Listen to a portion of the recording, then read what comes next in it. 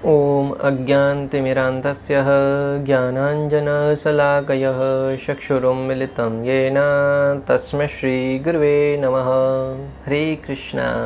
आज गीता श्रृंखला के सत्र क्रमांक 584 में आप सभी भक्तों का हार्दिक स्वागत है। आज हम श्रीमद् भगवद गीता के 18वें अध्याय के हैं, जो कि है उपसंहार तथा संन्यास की सिद्धि। श्लोक क्रमांक 30 का अध्ययन करेंगे। आइए, श्लोक इस प्रकार है। प्रवृत्तिं च निवृत्तिं च कार्य भयाभय बंधं मोक्षं च यावेति बुद्धि सा पार्थ सात्विकी। अर्थात भगवान श्री कृष्ण कहते हैं कि हे प्रथापुत्र, वह बुद्धि सतोगुणी है जिसके द्वारा मनुष्य यह जानता है कि क्या करणीय है और क्या नहीं, किससे डरना चाहिए और किससे नहीं, क्या बांधने वाला है और क्या मुक्ति देने वाला है। तो भी भगवान श्री कृष्ण श्लोक क्रमांक 30, 31 और 32 में सात्विक, राजसिक और तामसिक बुद्धि का वर्णन करेंगे। श्लोक क्रमांक 30 में भगवान श्री कृष्ण सात्विक बुद्धि का वर्णन करते हुए कह रहे हैं कि वह बुद्धि सतोगुणी है। कौन सी? जिसके द्वारा मनुष्य यह जानता है कि क्या करणीय है, जिस बुद्धि के द्वारा मनुष्य यह समझने में सफल हो, यह समझ सके कि क्या करणीय है और क्या अकरणीय है, क्या करना चाहिए और क्या नहीं करना चाहिए, वह सात्विक बुद्धि है। आज प्राय व्यक्ति के जीवन में यही संघर्ष बना रहता है, यही द्वंद्व बना रहता है, ये करूं कि ये करूं, ऐसा करूं कि ऐसा करूं। क्यों? क्योंकि बुद्धि सत्वगुण के स्तर पर नहीं, इसलिए हमेशा विचलित रहता है। परंतु जो सत्वगुणी बुद्धि में है, जो भगवान की भक्ति करता है, उसको हमेशा रास्ता क्लियर रहता है कि हाँ, ये करना है, क्योंकि भगवान विवेक प्रदान करते हैं। भगवद गीता प्रमाण भक्तों, भगवान श्री कृष्ण कहते हैं, तेसाम सतत युक्तानाम भजताम प्रीति पूर्वकम ददामि बुद्धि योगम तम येन माम उपयान्ति ते। भगवान कहते हैं कि जो व्यक्ति निरंतर प्रेम पूर्वक मुझ श्री कृष्ण के नामों का भजन करता है, मेरी भक्ति करता है, उसको मैं बुद्धि प्रदान करता हूँ, विवेक प्रदान करता हूँ, जिससे वह गलत और सही में भेद करके उस सही रास्ते पर चल सके और मुझ श्री कृष्ण को प्राप्त कर सके। और सत्वगुणी बुद्धि के क्या लक्षण हैं, क्या करना चाहिए और क्या नहीं करना चाहिए, उसमें भेद कर सके, और किससे डरना चाहिए, किससे नहीं डरना चाहिए, इसको भी विवेक पूर्वक समझ सके। क्या बांधने वाला और क्या मुक्त करने वाला है, कौन से कार्य करने से हम बंधन में पड़ेंगे और कौन से कार्यों के द्वारा इस बंधन से मुक्त हुआ जा सके, इसके विषय में समझने वाला हो। तो इसमें भगवान ने जो कुछ कुछ गुण बताए हैं, उनको हम एक एक करके कर्मबद्ध तरीके से समझने का प्रयास करेंगे। प्रथम है प्रवृत्ति, जिस बुद्धि के द्वारा व्यक्ति यह जानता है कि उसे क्या करना है। प्रवृत्ति अर्थात व्यक्ति को इतना विवेक होना चाहिए कि उसको करना क्या है, शास्त्र क्या करने के लिए कह रहे हैं, शास्त्र किस कार्य को करने के लिए अनुमोदित कर रहे हैं। जैसे शास्त्र का पठन करना, नाम जप करना, भक्तों की सेवा करना, समाज कल्याण के लिए कार्य करना, पशुओं का सेवा करना, किसी का वध करने से बचना, ये अनेक प्रकार के जो शास्त्र के मार्गदर्शक हैं।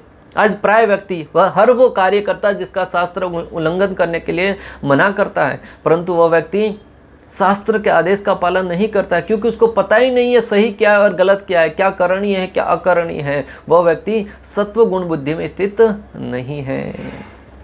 अगला है निवृत्ति, क्या नहीं करना है। जैसे नशा नहीं करना चाहिए, जुआ नहीं खेलना चाहिए, मांसाहार नहीं करना चाहिए, पर स्त्री संग नहीं करना चाहिए। परंतु आज के व्यक्ति इन सारे के सारे नियमों को बहुत ही आतुरता के साथ तोड़ते हैं, भर भर के नशा करते हैं। आज के नन्हे नन्हे बच्चे बड़े शान से सिगरेट पीते हैं, बड़े बड़ी नशीली वस्तुओं का सेवन करते हैं। शराब का तो पीते हो इस प्रकार फोटो रख रहे हैं जैसे कोई तपस्या कर रहे हो, हिमालय में बैठकर। सामने शराब की बड़ी बड़ी बोतलें रखी हुई हैं, अनेक प्रकार के नशे की वस्तुएं पड़ी हैं, पत्ते खेल रहे हैं, और उसको फोटो को फेसबुक पर, सोशल मीडिया पर डालते हैं और अपने आप को गर्वित महसूस करते हैं। और उनके फॉलोअर्स या उसके शुभ चिंतक है, वो भी नीचे कमेंट्स में लिखते हैं वेरी गुड, थंब बताते हैं बहुत अच्छा, और उनसे प्रेरणा लेकर खुद भी ऐसा करने के लिए प्रेरित होते हैं। यह है आज के मनुष्यों की बुद्धि, यह है निवृत्ति, अर्थात उनको पता ही नहीं है क्या करना चाहिए और उसको गलत को ही सही मान बैठते हैं। कार्य, जिससे व्यक्ति जानता है कि निष्काम कर्म करना चाहिए और सकाम कर्म नहीं करना चाहिए। कार्याकारी अर्थात व्यक्ति यह समझता हो सत्वगुणी बुद्धि में कि क्या करना चाहिए और क्या नहीं करना चाहिए। जैसे सात्विक कार्य करने चाहिए, भक्ति के कार्य करने चाहिए और भौतिक भोगों से दूर रहना चाहिए। आज ठीक इसके विपरीत होता है। लोग सारे के सारे भौतिक भोग के कार्य करते हैं जिसमें शास्त्र मना करते हो 18-18, 20-20, 22-22 घंटे तक लोग काम करते हैं। दिन और रात की 2-2 शिफ्ट में काम करते हैं। हो सकता है कि उनकी मजबूरी हो, परंतु मजबूरी कहाँ से आई? आप और हमने ही पैदा करी है। जहाँ एक और दाल रोटी खाकर पहले के लोग शांति से सुखपूर्वक रहते थे, अपने परिवार में प्रेम के साथ रहते थे, वहीं आज प्रतिस्पर्धा की अंधी दौड़ में लोग अपने घर परिवार से दूर जाकर अलग अलग शहरों में जाकर दिन रात मेहनत कर रहे हैं। किस लिए? मात्र रोटी कमाने के लिए।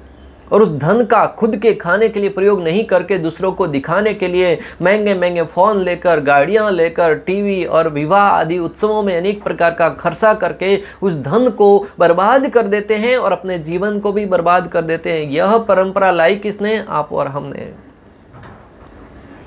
जो कुछ लोग धन कमा लेते हैं वो इस प्रकार का स्टैंडर्ड बना लेते हैं, इस प्रकार का अपना स्थान बना लेते हैं, जिससे बाकी के लोग भी सोचते हैं कि हाँ, हमने ये किया तो जीवन सफल है, नहीं तो जीवन बेकार है।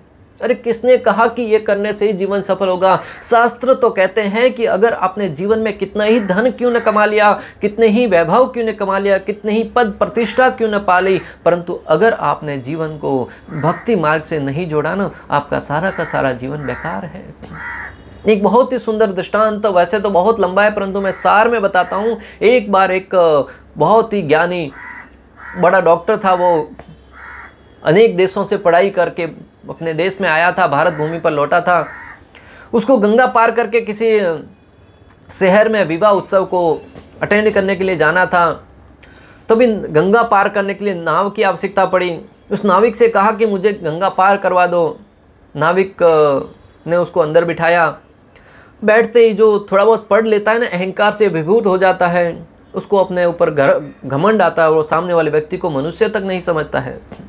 वो हास्य परिहास में उसका उपहास उड़ाने के लिए पूछता है कि तुम ये बार बार गंगा मैया क्या बोलते रहते हो? बोले गंगा हमारी मैया है। तो वो कहता है कि तुमने अपना 25% जीवन बर्बाद कर दिया ये कहकर कि गंगा मैया। गंगा तो मात्र पानी है, ये तो सब नदियों में बहता है। फिर बोलता है कि तुमने पढ़ाई की कि नहीं? बोले नहीं की, मेरा आजीविका चल रहा है, प्रसन्नता पूर्वक रह रहा हूँ। बोले तुमने 25% और जीवन बेकार कर दिया। और बोले तुम घर में गाड़ी है कि नहीं? अनेक प्रकार से ऐसे ऐसे प्रश्न पूछे जो उसके पास था। मोबाइल है कि नहीं? बोले नहीं है। तुमने बोले अपना 75% और जीवन बेकार कर दिया। कुछ ही समय के बाद तूफान आया जोर से, और उस तूफान के आवेग में नाव है वो डोलने लगी। वो बातों बातों में लाइफ जैकेट पहनना भी भूल गया था, जिससे उसके जीवन की रक्षा हो सके। तभी वो नाविक उससे पूछता है तैरना आता है कि नहीं भाई साहब? तो बोलता है तैरना तो नहीं आता है। बोले तुमने तो अपना 100% जीवन बेकार कर दिया, इतना पढ़ा लिखा सब कुछ किया परंतु जीवन को बर्बाद कर दिया। वो नाविक तो अंदर से नाव चलाने वाला छलांग लगाता है, तैरते हुए उस गंगा को पार कर जाता है और वह व्यक्ति जीवन का अंत हो जाता है। उसी भांति भक्तों, हम दूसरों का उपहास उड़ाने में, अपने आप को इतना सर्वश्रेष्ठ सिद्ध करने में लग जाते हैं, कई बार जो आवश्यक ज्ञान है वो स्वयं प्राप्त करना भूल जाते हैं। अतः हमें अपने अंदर झांक कर, अपने हृदय में झांक कर यह अवलोकन करना चाहिए, क्या मैं जिस रास्ते पर चल रहा हूँ वो सही है कि नहीं? शास्त्र इसकी अनुमति देते हैं कि नहीं? आचार्यों का क्या मत है इस विषय में? ऐसा नहीं हो कि अंधी दौड़ में जहाँ एक और सारा विश्व भाग रहा है, हम भी पीछे पीछे अंधे की भांति उनके पीछे मुंह उठाकर चल दिए। एक भेड़ गड्ढे में गिरेगी, सारी की सारी भेड़ पीछे अंदर गिरती जाएगी। एक व्यक्ति इस प्रकार का हेयर स्टाइल करवाता है, इसमें तपेला बनवाता है, सारे के सारे लोग उसको बनवाने के लिए पीछे लग जाते हैं। एक व्यक्ति इस प्रकार का कुछ स्टाइल करता है और सारे के सारे लोग उसको करने के लिए, पढ़े लिखे नौजवान और अपने आप को सुशिक्षित मानने वाले सब लोग करने लगते हैं। ये अंधश्रद्धा, ये अज्ञानता है। और फिर कहते हैं कि जो शास्त्र पढ़ने वाले वो अंधश्रद्धा है, वो दूसरों का अज्ञानता के कारण उनका पथ प्रदर्शन कर रहे हैं, उनका मार्गदर्शन के पीछे पीछे चल रहे हैं। कोई भी अपने हृदय में झांक कर नहीं देखना चाहता। अगला है भया भय। जिन कार्यों को करने के लिए शास्त्र मना करते हैं ऐसे कार्य करने से भय उत्पन्न होता है, और जिन कार्यों को करने के लिए शास्त्र अनुमोदन करते हैं ऐसे कार्य करने से अभय पैदा होता है, अभय प्रदान करते हैं। शास्त्रों में भक्तों सारे के सारे सिद्धांतों का स्पष्ट रूप से वर्णन आता है। जिस कार्यों को करने से शास्त्र मना करते हैं वह कार्य निश्चित रूप से हमारे जीवन में भय पैदा करेगा। दृष्टांत भक्तों, मान लीजिए किसी व्यक्ति के घर में सर्प आ गया, सांप आ गया। वो सांप घर में बैठा हुआ है, हो सकता है कि आपको काट नहीं रहा है, परंतु मन में भय तो बना हुआ है, किसी भी क्षण वह हमें हानि पहुंचा सकता है, और सामने दरवाजे के सामने बैठा हुआ है, बाहर भी नहीं जा सकते हम। तो जो अज्ञान है, जो भय है, वो हमारे जीवन को पूर्ण रूप से बर्बाद करके रख देता है। और दूसरी तरफ आप देखिएगा, परीक्षित महाराज जिनको शास्त्रों का ज्ञान था, जिन्होंने शास्त्र पढ़े थे, भक्ति करी थी, उनको पता था कि 7वें दिन तक्षक नाग आकर डस लेगा, परंतु फिर भी वो निर्भय थे। भगवान श्री कृष्ण की शरण में जाकर जब भक्ति कार्यों को करने लगे, सुखदेव गोस्वामी के सामने बैठकर भागवतम का आस्वादन करने लगे, उनको पता था कि 7वें दिन आकर तक्षक नाग डस लेगा, परंतु निर्भय पूर्वक कथा श्रवण कर रहे थे। जहां एक और व्यक्ति के घर में सर्प आया है, उसको पता नहीं काटेगा कि नहीं काटेगा, परंतु फिर भी वो भय में आतंकित है, डर के माहौल में जी रहा है, और दूसरी तरफ पूर्ण निश्चय है कि तक्षक नाग आकर उनको काटेगा और उनकी मृत्यु हो जाएगी, फिर भी वो निर्भय होकर कथा का आस्वादन कर रहे हैं। क्यों हो पाया? क्योंकि शास्त्रों का निर्देशन हुआ था, सही मार्गदर्शन मिला था। और भक्तों, इतिहास गवाह है, शास्त्र प्रमाण है, भागवतम सुनते सुनते तक्षक नाग ने तो बाद में आके काटा, उससे पहले ही भगवान श्री विष्णु के पार्षद शंख चक्र गदा पद्म धारण किया आए और परीक्षित महाराज को भागवतम सुनने का फल मिला और लेके चले गए। बाद में तक्षक नाग ने आकर उनके मृत शरीर को काटा। भक्तों, इससे हमें समझना चाहिए कि भक्ति है वो कितनी उत्कृष्ट है, शास्त्र का ज्ञान है वो कितना सर्वश्रेष्ठ है। इस भौतिक जगत का ज्ञान आपको शिक्षा तो प्रदान कर लेगा, जिससे आप आजीविका का पालन करने के लिए, अपनी जीविका चलाने के लिए उपयोगी हो सकता है, परंतु आध्यात्मिक ज्ञान के अभाव में, दिव्य दृष्टि के अभाव में प्राय व्यक्ति दूसरों का अनुसरण करने में लगा रहता है, दूसरों के पीछे पीछे चलता हुआ अपने जीवन को तबाह करने के लिए विवश होता है। और आज आप और हम देख भी रहे हैं, जहां एक और कुछ तथाकथित समाज सेवी या तथाकथित नेता अभिनेता अपने द्वारा किए गए कार्य को पालन करवाने के लिए अन्यों को प्रेरित करते हैं, और मूर्ख जनता अज्ञानता के कारण उनके राह पर चल पड़ती है और अनेक प्रकार के अथाह दुखों के सागर में प्रवेश करके उससे बाहर नहीं निकल पाती है। अगला है बंधन। जो संसार के स्वभाव को जानता है, भगवान की प्रसन्नता को छोड़कर जो कार्य करेंगे बंधन का कारण बनेगा। बंधन, कोई भी व्यक्ति बंधन में नहीं रहना चाहता, कोई भी व्यक्ति स्वतंत्र ही रहना चाहता है। हर एक व्यक्ति स्वतंत्र होना चाहता है, भले परिवार का बंधन हो, समाज का बंधन हो, शिक्षा का बंधन हो, किसी प्रकार के बंधन में कोई नहीं रहना चाहता। भले वो अन्यों की गुलामी करने की बात हो, नौकरी करने की बात हो, परंतु हम अज्ञानता के कारण सबसे बंधन को भूल जाते हैं, और वो है जन्म मृत्यु जरा व्याधि। इस जीवन के सबसे बड़ा बंधन है जन्म मृत्यु जरा व्याधि, जिसे कोई नहीं बच पाता। अपनी शक्ति से, अपने सामर्थ्य से उसे कोई नहीं छूट पाता है। हमारा प्रत्येक कार्य हमारे बंधन का कारण बनता है, परंतु जब वो कार्य भगवान श्री कृष्ण को समर्पित किए जाते हैं, भगवद गीता प्रमाण भक्तों 3.9 में भगवान श्री कृष्ण कहते हैं, यज्ञार्थात् कर्मणो अन्यत्र लोको अयम कर्म बंधन तद अर्थम कर्म कौन्तेय मुक्त संग समाचरेत्। कि जो भक्त प्रत्येक कार्य को यज्ञ के रूप में करते हुए उस कार्य का फल मुझ श्री कृष्ण को अर्पण करता है, उसका प्रत्येक कार्य उसको बंधन से मुक्त करता है। और दूसरी तरफ जहां हम अपने इंद्रिय भोग के लिए प्रत्येक कार्य को करते हैं, भले वो धन कमाना हो, भोजन बनाना हो, कोई भी कार्य करना हो, वह हमारे बंधन का कारण बनता है। अतः हमें निश्चय करना है कि हम बंधन में रहना चाहते हैं या मुक्त होना चाहते हैं। इस जगत के छोटे मोटे दुख हमें प्रताड़ित नहीं करने वाले। इस जगत का सबसे बड़ा दुख है जन्म मृत्यु जरा व्याधि। जब माता के गर्भ में शिशु जाता है ना, बड़ी वेदना होती है। 9 महीने तक एक ही स्थान पर एक ही अवस्था में रहना पड़ता है। जो माता खाती है उसका सीधा सीधा प्रभाव शिशु के ऊपर पड़ता है। और ऐसा एक जन्म नहीं, 84 लाख योनियों में भ्रमण करने के बाद भी अगर स्वेच्छा से जिज्ञासा करी, प्रयास किया, तो भक्ति मार्ग के द्वारा उससे मुक्त हुए, अन्यथा पुनः 84 लाख योनियों के भ्रमण में धकेल दिए जाएंगे। और जन्म के बाद कितने दुख हैं, कितने कष्ट हैं, जहाँ हर एक की दृष्टि आपके अपना भोजन बनाने के लिए बनी रहती है। उस अवस्था में आप सोचिएगा कि कितना संकट है जीवन में। कौन व्यक्ति चाहेगा कि इस दुखों के भरे अथाह सागर में गोते लगाते रहे? कौन नहीं चाहेगा कि जगत से मुक्त होकर भगवान के दिव्य धाम में, जहाँ पर मात्र और मात्र सुख और आनंद के सिवाय कुछ नहीं है, कौन नहीं चाहेगा वहाँ जाना? जब हम भगवान श्री कृष्ण की दिव्य लीलाओं का श्रवण करते हैं कि भगवान श्री कृष्ण इस धरा पर अवतरित होकर लीलाएं करी, उनके साथी थे, उसके संगी थे, वो कितने भाग्यशाली थे। तो क्या आप भी उन भाग्यशालियों में से नहीं बनना चाहते जो नित्य भगवान के साथ लीलाएं करते हैं, आनंद का भोग करते हैं? प्राय व्यक्ति को लगता है कि वह परिवार और समाज के मध्य सबके साथ और सहयोग में रहता है, परंतु उसे प्रत्येक कार्य के परिणाम को स्वयं ही भुगतना पड़ता है। प्राय व्यक्ति यह सोचता है कि मैं समाज में रह रहा हूँ, अपने परिवार में रह रहा हूँ, सबका साथ मुझे मिल रहा है, सबका साथ सबका विकास। परंतु अगर तथ्य के आधार पर देखा जाए, कितना ही समाज का साथ क्यों ना हो, कितना ही परिवार का साथ क्यों ना हो, जो कुछ कार्य हम करते हैं उसका फल हमें स्वयं को ही भुगतना पड़ता है।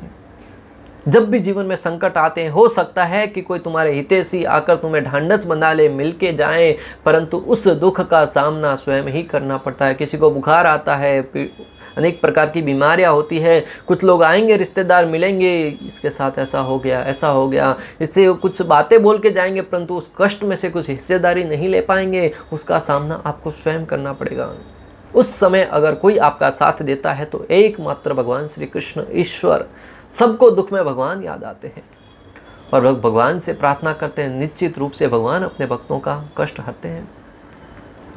द्रौपदी का दृष्टांत भक्तों, अपने एक नहीं 5 शक्तिशाली पांडवों पतियों के साथ रहती थी। उसको लगता था कि मेरी रक्षा हर एक पांडव करने में सक्षम है। युधिष्ठिर महाराज, अर्जुन, भीम जैसे बड़े बड़े रथी महारथी जो उनके पति थे, वो एक से बढ़कर एक अलग अलग क्षेत्र में बहुत शक्तिशाली थे। उनके होते हुए कौन उनके ऊपर आंख उठाकर भी देखना पसंद करेगा, आंख उठाकर भी देखेगा?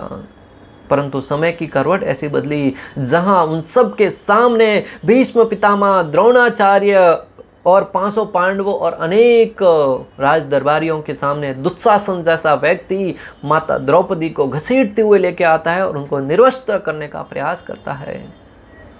सबके सामने आशा भरी निगाहों से देखती है, अपनी झोली फैलाती है, परंतु हर ओर से निराशा हाथ लगती है। जिस परिवार, जिस समाज के संरक्षण में द्रौपदी रह रही थी, उससे रक्षा की भीख मांगी, परंतु समय आने पर उनको अपने दुखों का, कष्टों का सामना अकेले ही करना पड़ा।